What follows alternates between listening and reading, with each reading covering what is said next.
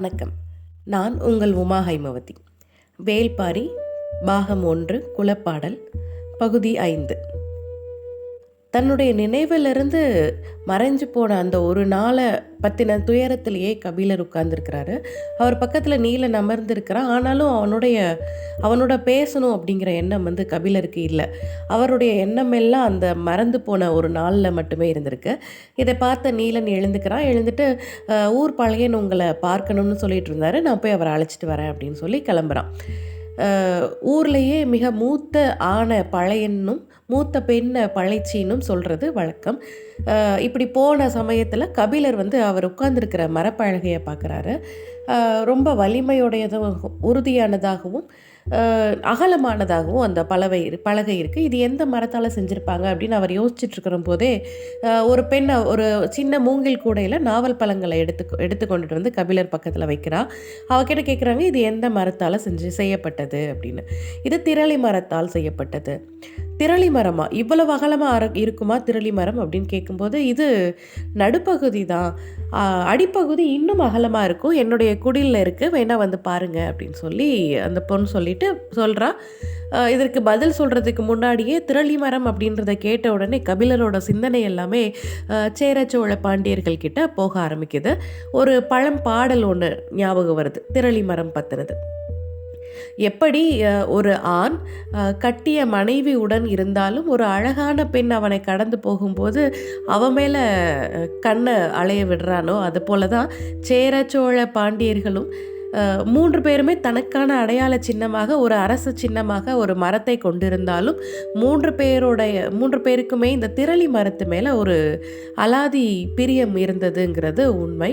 ஏன்னா திரளி மரம் வணிகத்தின் அடையாளமாக இருந்தது. அப்போது யவனர்கள் சேரச்சோழ பாண்டியர்களோட வணிகம் மேற்கொள்ளும் போது, கடல் வழி பயணம் மூலமாக வணிகம் மேற்கொள்ளும் போது 3 முக்கியமான விஷயங்களுக்காக வணிக தொடர்பு ஏற்படுத்திக்கிட்டாங்க. அந்த 3 என்னென்னா முத்து, மிளகு, நவரத்தினங்கள்.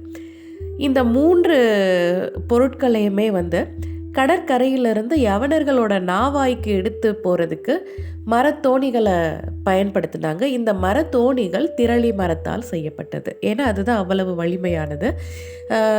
இப்போ எப்படின்னா, அந்த சேரச்சோழ பாண்டியர்களோட கடற்கரையில் எத்தனை திரளி மர தோணிகள் நின்றுட்டுருக்கு அப்படிங்கிறத கணக்கில் வச்சு அந்த நாட்டுடைய செல்வ செழிப்பு தீர்மானிக்கப்பட்டுக்கிட்டு இருந்தது அப்படியும் சொல்லலாம்.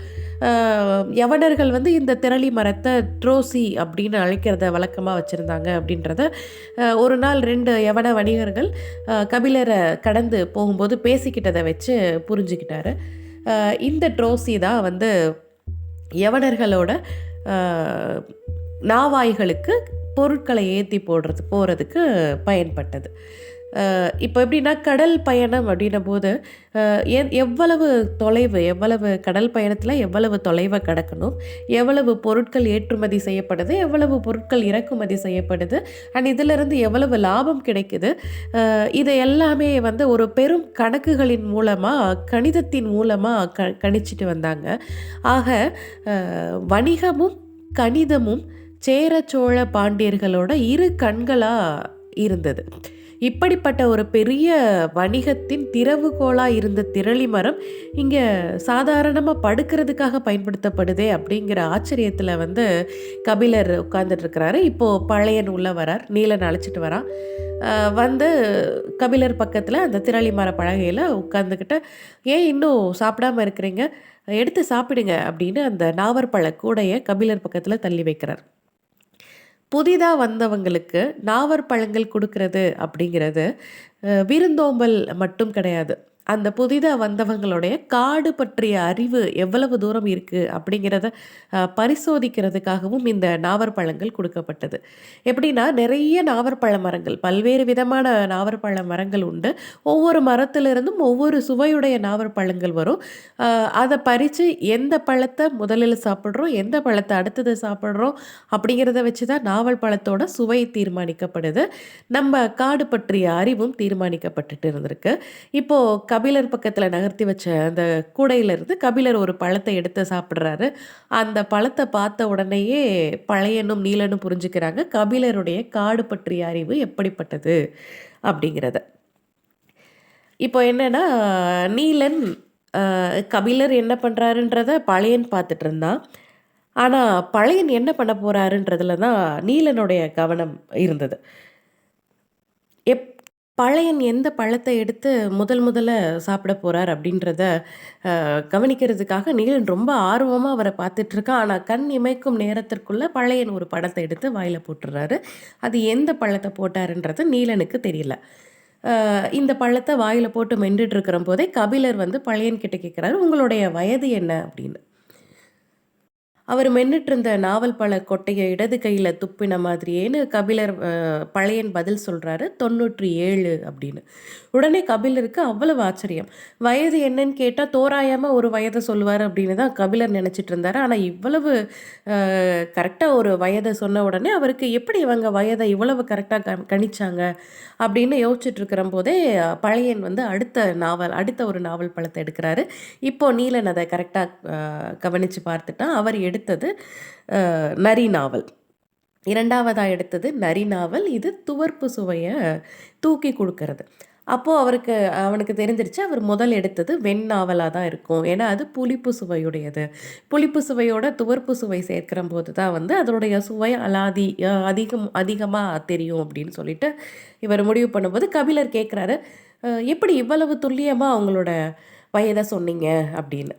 இந்த கேள்விக்கு பழையன் எப்படி பதில் சொல்றாருன்னு பார்ப்போம் அப்படின்னு நீலன் வந்து ரொம்ப ஆர்வமா பார்த்துட்ருக்கான். அதுக்கு காரணமும் இருந்தது. ஏன்னா, இந்த நரி நாவல் 2வதா பழையன் சாப்பிட்ட நரி நாவல் வந்து துவர்ப்பு சுவையுடையது. இந்த துவர்ப்பு அந்த நாவல் பழத்தோட சதைய விட உள்ள போக போக ஒரு ஒரு சதையா உள்ள போக போக, அதோட கொட்டையின் மேற்பகுதியில தான் இன்னும் அதிக சுவை நிரம்பி இருக்கும். ஆனா, அதில ஒரு விஷயம் என்னன்னா, அந்த கொட்டைய நம்ம தெரியாம சின்னதா கடிச்சிட்டாலும், அதிலிருந்து வர்ற கசப்பு நாக்கையே பிடுங்கி போட்டாலும் போக முடியாத அளவு இருக்கும். 3 மாசத்துக்கு அதோட கசப்பு நம்ம வாயிலேயே இருக்கும் அப்படின்னு சொல்லுவாங்க. இப்போ பதில் சொல்றதுக்காக இவர் வாய தொறந்தாருன்னா, கண்டிப்பா கொட்டைய கடிச்சிருவாரு. என்ன பண்றாருன்னு பார்ப்போம் அப்படின்னு நீலன் பார்த்துட்டு இருக்கிறம்போதே, பழையன் கொட்டைய வலது பக்கமா தள்ளுறாரு, தாடையோட இடது பக்கமா தள்ளுறாரு, தள்ளிக்கிட்டேன்னு கண்களாலேயே சைகை குடுக்குறாரு. "கொஞ்சம் பொறுமையா இருங்க" அப்படின்னு கபிலருக்கு. உடனே நீலனுக்கு ஒரே ஆச்சரியம். இந்த இந்த கிழவு எப்படி விளையாடுது பாரு! நாவல் பழத்த வச்சு அப்படின்னு பார்த்துட்டு இருக்கிறம்போதே, இவரு நல்லா கொட்டை வரைக்கும் சாப்பிட்டு முடிச்சுட்டு, அந்த கொட்டைய இடது கையில துப்பின மாரி, "என்ன கேட்டீங்க?" அப்படின்னு கபிலர் கிட்ட திருப்பி கேட்குறாரு. "உங்களோட வயது எப்படி இவ்வளவு துல்லியமா சொன்னீங்க?" அப்படின்னு கபிலர் திரும்பி கேட்கும்போது, "அ மேல் மலையில குறிஞ்சி செடியில முதல் பூ 2வது கணுவுல பூ பூக்குறம்போது நான் பிறந்தேன் அப்படின்னு என்னுடைய தாய் சொன்னா." நே போன வருஷம் அதோட 10வது கணுவுல பூ பூத்திருந்தது அப்படின்னு இந்த பழையன் சொல்றார். சொல்லிட்டு அவரு ரொம்ப சாதாரணமா இருக்கிறாரு. கபிலருக்கு தான் இந்த கணக்க சரிபார்க்கிறதுக்கு ரொம்ப நேரம் தேவைப்பட்டது. ஒரு குறிஞ்சி மலர் 12 ஆண்டுகளுக்கு ஒரு முறை பூக்க வேண்டியது. 2வது கணுல இருக்கிறம்போது பூ பூத்தது. அவர் பிறந்தாரு அப்படின்னா, இப்போ 10வது கணுக்கும் இதுக்கும் கணக்கு சரிபார்த்து ஆமா கரெக்ட்டா 97ன்றத கண்டுபிடிக்கிறதுக்கே அவருக்கு நெறைய நேரம் தேவைப்பட்டது. இந்த பாமர மக்கள் எப்படி கணிதத்துல இவ்வளவு தேர்ந்தவர்களா இருக்கிறாங்க அப்படின்னு இவரு ரொம்ப ஆர்வமா யோசிச்சுக்கிட்டே இருக்கிறாரு. அந்த அதிர்ச்சியில உட்கார்ந்துட்டு இருக்கிறம்போதே, பழையன் வந்து அவரு அடுத்தது என்ன நாவல சாப்பிடலாம் அப்படின்றத யோசிச்சுட்டு, இப்போ நீலன் இன்னும் கவனமா இருக்கா. இப்போ அடுத்து சாப்பிட போற நாவல்ல தான் இன்னும் அவர ப அ அதாவது இன்னும் காடு பற்றிய அறிவும், எவ்வளவு சுவை இன்னும் கூட போகுது அப்படின்றது தெரிய போது. இப்போ ஒரு 3 நாவல பழையன் கையில எடுக்கிறாரு. இத பார்த்த நீலன் பார்க்கிறான். அதுல 2 நீர் நாவலும், ஒரு கொடி நாவலும் இருந்திருக்கு. உடனே நீலனுக்கு ஆச்சரியம். அவர் ஒரு சிறுநாவல எடுத்து இத முடிச்சு வைப்பாரு அப்படின்னு தான் நீலன் நினைச்சிட்டு இருக்கிறம்போது, இவர் 2 நீர் நாவலும், கொடி நாவலும் எடுத்தது, எப்படி ஒரு வெத்தல பாக்கோட சுண்ணாம்பும், ஒரு வெற்றிலையோட சுண்ணாம்பும், பாக்கும் சேரும்போது ஒரு சுவை கிடைக்குதோ, அதுபோல ஒரு சுவையை இது தரக்கூடியது. நீலனுக்கு பழையனோட இந்த செயல்களெல்லாம் வேடிக்கை பார்த்துட்டு நிக்கிறத தவிர வேறு வழி தெரியல. பழையன் கிளம்புறதுக்கு முன்னாடி கபிலர் அந்த பொண்ணுகிட்ட, அ கபிலருக்கு இரவு தூங்குறதுக்கு முன்னாடி "தும்முச்சி சாறு குடுங்க. கஞ்சி சாப்பிடுறதுக்கு முன்னாடி தும்முச்சி சாறு குடுங்க" அப்படின்னு சொல்லிட்டு கிளம்புறாரு. கபிலர் நீலன் கிட்ட கேட்குறாரு, "தும்முச்சி சாறு எனக்கு எதுக்கு? எனக்கு தான் கால் வலி சரியாயிடுச்சே" அப்படின்னு கேட்குறம்போது, "இல்ல காட்டுக்கு புதிதா வந்தவங்களுக்கு தும்பூச்சி சாறு குடுக்கறது வழக்கம்." "என்ன காட்டுக்கு புதியவனா? நானா?